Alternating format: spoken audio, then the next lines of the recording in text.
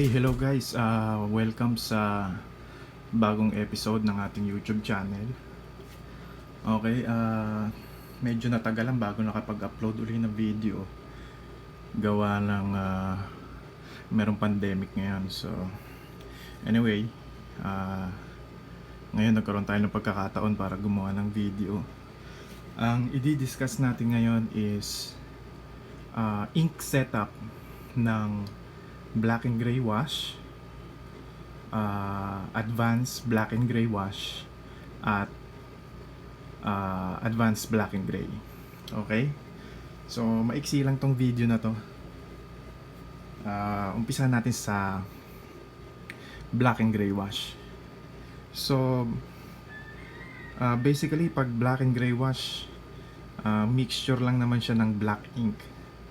Walang ibang ink na nakahalo, kundi black lang. Ang gagawin mo lang is i-dilute mo yung black ink sa distilled water. You can use witch hazel or kung ano mang pwedeng ipang dilute doon sa ink. Okay? So, ngayon ang gagamitin ko is distilled water. Yung kasi yung ginagamit ko palagi pagka nagtatato. Dati gumagamit ako ng witch hazel, kaso yung witch hazel kasi ano siya, skin toner. So meron siyang halong alcohol. So hindi ako nagamit ng alcohol sa mga ink. So start natin yung setup ng black and gray wash. So ganito ang setup ko.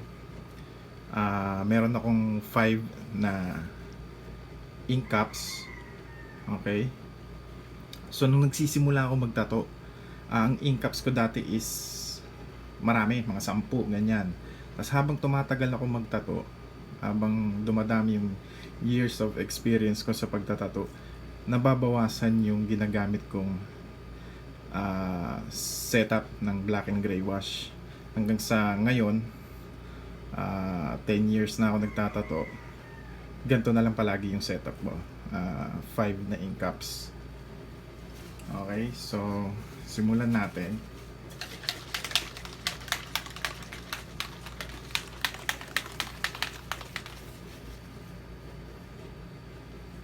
So ang gagawin natin, first cup is pupunuin natin siya ng black. So puro black ink lang yan. Okay. And then yung second ink cup, gagawin natin na kalahati. Ayan, kalahati. Tapos yung third ink cup, ang gagawin ko, ilalagyan ko siya ng 6 drops ng black. So 1, 2, 3, 4, 5, 6. Tapos yung 6 drops na yun, hahatiin ko sa dalawa. So yung susunod na ink cup ko, 3. 1, 2, 3. And then yung last cup ko is 1 drop. Okay. So ngayon, pupunuin ko na lang ng tubig tong mga ink cups na to.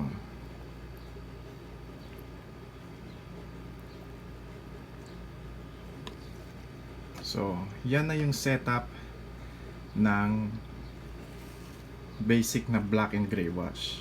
Okay? So, mag-add ka na lang siguro ng isa pang ink cup para sa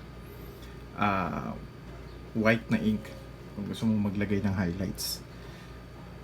Ngayon, itong setup na to, hindi kailangan ng 5 ink cups lang ang gagamitin mo. You can use as many ink cups as you want.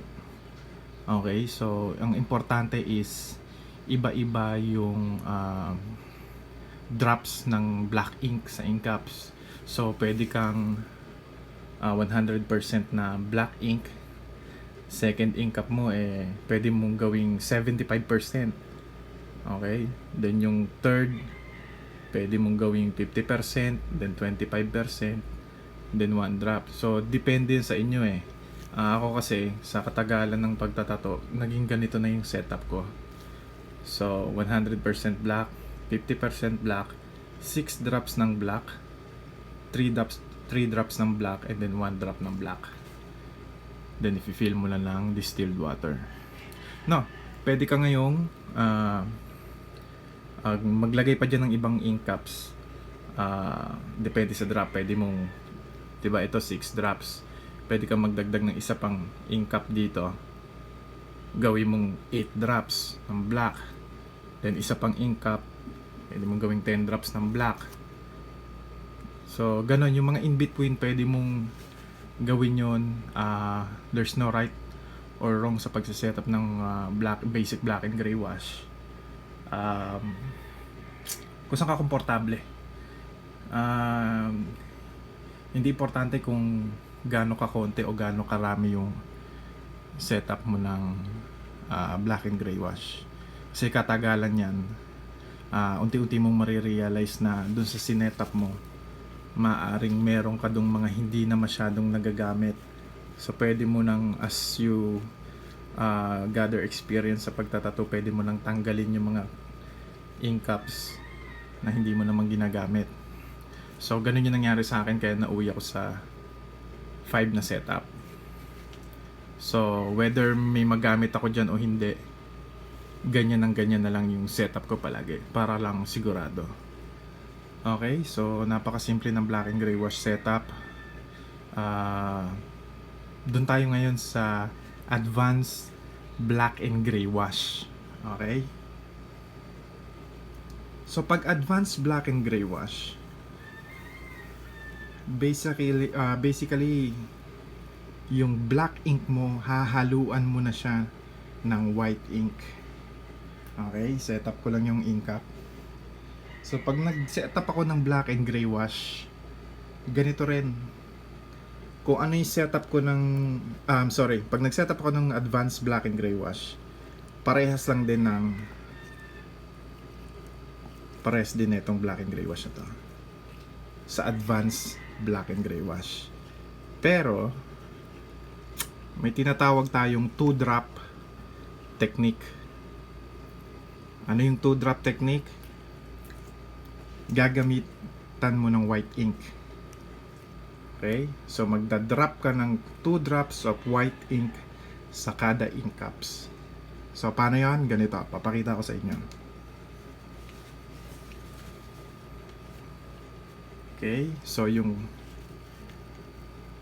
first ink cup natin, again, fill lang natin ng black, all black, 100% black. Yung second ink cup, ganun pa rin, 50% black.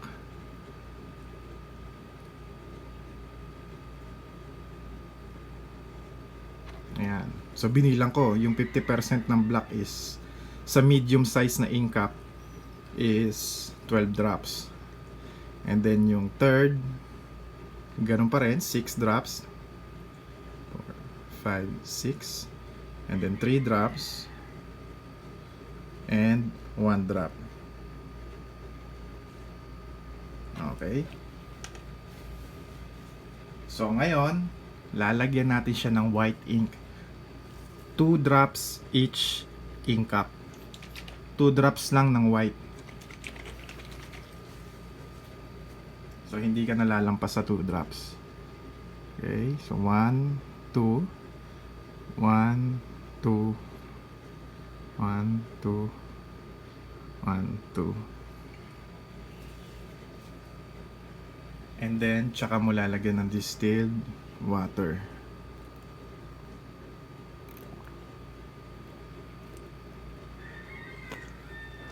Okay, so sa camera hindi nyo kita yung difference, pero malaki na yung difference niya dun sa black and gray wash, basic na black and gray wash, sa advanced black and gray wash. Okay, so don't forget 2 drops lang.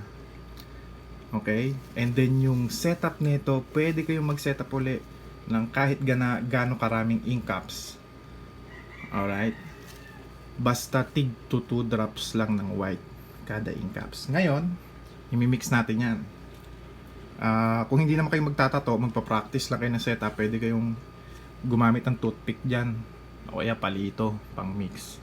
Pero kung magtatato kayo, huwag kayong gagamit ng mga stick o kung anong pang mix. Ang pang-mix nyo na yung needle ng machine nyo. Okay, so pag nag-mix kayo, mag-start kayo doon sa pinaka-light. So mix nyo lang sa pinaka-light. Sa light kayo magsisimula para hindi nyo nahuhugasan yung needle. Okay. Then, sa pangalawa,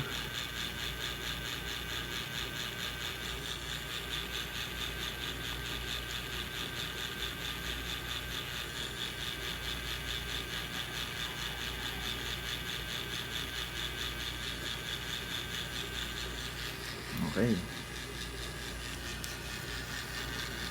So, tignan natin ha.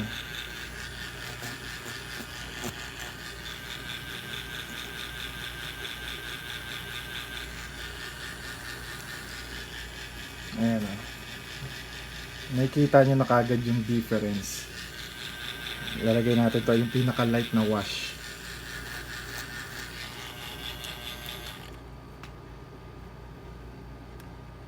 Ayan ah. Kita nyo yung difference. Kita na agad yung difference ng kulay. Unlike sa black and gray wash, okay, didip ko rito ah. Tingnan niya. See, parang black na black. And then ididip ko dun sa pinaka light. Parang parehas lang. Okay? Pero hindi ibig sabihin yan na parehas sila ng kulay paglagay sa balat. Ang kagandahan dito sa advanced black and gray wash, recommended to sa mga nagsisimula magtato, sa mga newbie. Kasi ito, nakikita mo kagad yung shade, different shades of black. Hindi ka malilito. Kita mo na kagad. Alam mo na yung light, kumbaga semi-light, ganon, medium, dark, then black. Kita mo na kagad yung difference. So, hindi ka malilito pag nagtatato ka ng gray wash. So, sa mga nagsisimula, ito yung i-advise ko. And then, pag nasanay na kayo dyan, yung kabisado nyo na yung ganyang setup, kabisado mo na ito yung black, ito yung 50%, 6 drop, 3 drops, 1 drop. Kung alam mo na kung kailan mo siya gagamitin, pwede ka nang lumipat dito sa black and gray wash. Ito kasi napaka-infinite nito, napaka-technical talaga nitong setup na to. Sobrang technical siya. Actually, kung ako tatanungin, mas madali gamitin to. Okay, so nung nagpa-practice ako ng black and gray wash, ito yung ginagamit ko. Advanced black and gray wash. Maganda rin to. Maganda to gamitin. Kasi nga, yung gaya na sinabi ko, kita mo na kagad yung shade, yung iba't ibang shade ng black. Okay? So, kung ano yung mas komportable kayong gamitin dyan, kung ano yung magiging mas effective sa inyo, yun yung gamitin nyo. Okay? So, ako, ito ang ginagamit ko palagi. Pero may mga times na ginagamit ko rin to. So, either way, okay lang siya. Pero magkaiba ang resulta niyan pagka nagtattoo ka. Ito kasi, pag mapansin mo yung ink niya, once nalagyan siya ng 2 drops na white, nagiging smooth tsaka silky yung ink. Nagiging parang creamy yung ink niya. Okay? So, yun, kitang-kita mo kagad yung pagkakaiba niya. Pag ginamit mo to, maganda to gamitin sa mga smooth na black and gray wash eh. Ito kasi kailangan mo talaga ng years of practice para makagawa ka ng mga smooth black and gray dito. Pero ito yung paborito kong gamitin. Okay? So, this is advanced black and gray wash, or yung tinatawag nilang 2-drop technique. Okay? Ngayon, papakita natin kung ano yung advanced black and gray. Okay, so wala namang special masyado sa advanced black and gray. Basically, gagamit ka ng literal na kulay gray. Iba't ibang shades ng kulay na gray.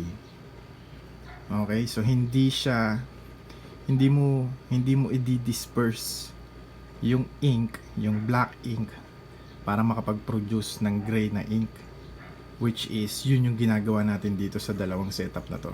Dinidisperse natin yung ink, pinaninipis natin yung ink para mag-produce ng gray wash.